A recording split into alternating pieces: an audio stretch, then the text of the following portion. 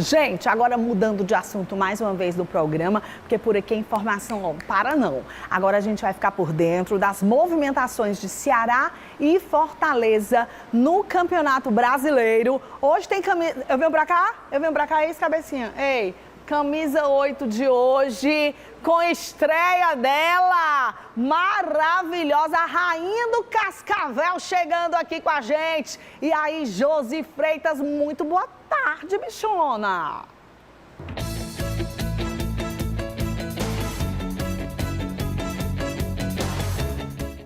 Boa tarde, Catiúzia. Boa tarde para todo mundo que nos acompanha. Vamos falar de futebol? Teve jogo ontem pela quarta rodada do Campeonato Brasileiro. Fortaleza jogou e perdeu jogando fora de casa contra a equipe do Vitória em Bahia. Resultado, 2-1 para a equipe baiana. Vitória fez o primeiro gol, aí no segundo tempo, já nos 2 minutinhos do tempo final, Fortaleza fez esse gol de empate, até fez um gol que seria o da Vitória, mas aí o juizão entrou em campo e anulou esse gol. O gol da vitória da equipe do Vitória aconteceu, a vitória da equipe do Vitória aconteceu aos 28 minutos do segundo tempo, gol de Mateuzinho. E aí o torcedor está reclamando bastante sobre essas atuações da equipe tricolor do PC. Se a gente levar em consideração os últimos jogos, não só aqui do Campeonato Brasileiro, mas também da Libertadores, Fortaleza aí tem decepcionado bastante nas suas atuações. Se a gente colocar também e levar em consideração a titularidade, Lucero voltou a ser titular da equipe no jogo passado. Tinha entrado o Davidson como titular e aí desse jogo o Vojvoda colocou o Lucero como titular. O Davidson até entrou nesse segundo tempo, teve um chute na trave aí que levou perigo, mas no final das contas o tricolor acabou perdendo fora de casa.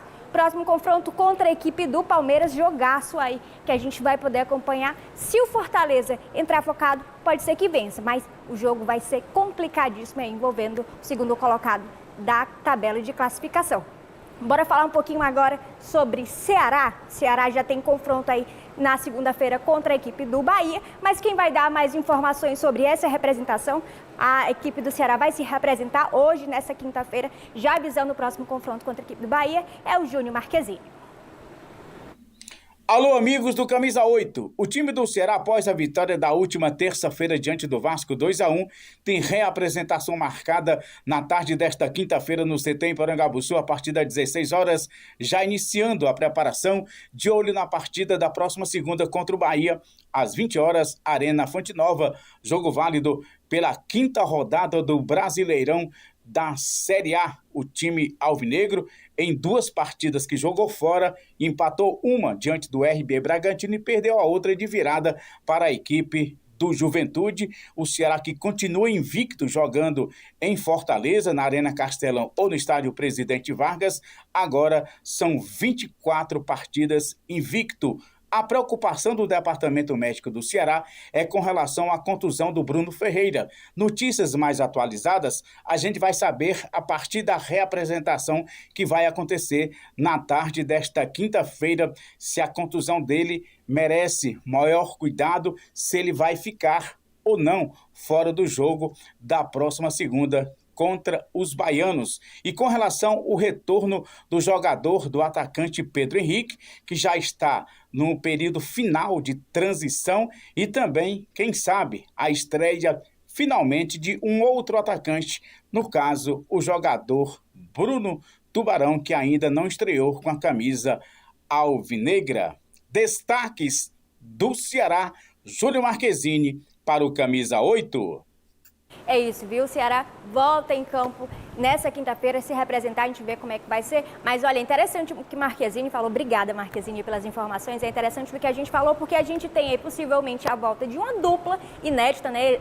Os dois jogadores, na verdade, tanto o Pedro Henrique quanto o Pedro Raul, jogaram na equipe do Corinthians, aí vieram para a equipe do Ceará nesse começo de temporada. Então, possivelmente a gente vai ver uma dupla ali já formada no ataque da equipe do Ceará. Importante a gente falar também sobre o goleiro do Ceará, que é titular absoluto, e aí vem ganhando espaço no começo do ano, até mesmo no Cearense, o torcedor estava reclamando bastante, só que aí ganhou confiança e é um titular absoluto, então a gente tem essa dúvida aí se o Bruno vai conseguir para esse jogo. Mas o torcedor da equipe do Ceará está festejando a vitória contra a equipe do Vasco, ganhou, está na 4ª colocação da tabela. Em falar em tabela, vamos ver como é que está essa 4ª rodada do Brasileirão.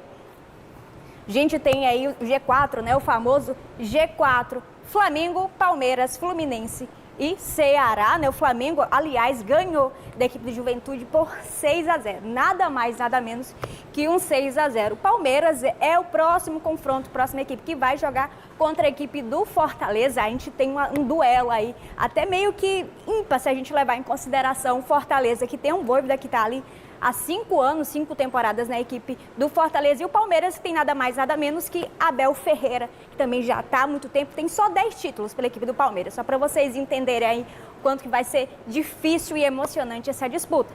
Terceiro colocado, a equipe do Fluminense, que venceu ontem a equipe do Corinthians por 2-0. A gente tem que levar em consideração também que o Corinthians estava jogando dentro de casa, tá? Lá na Neoquímica Arena, o Fluminense venceu por 2-0.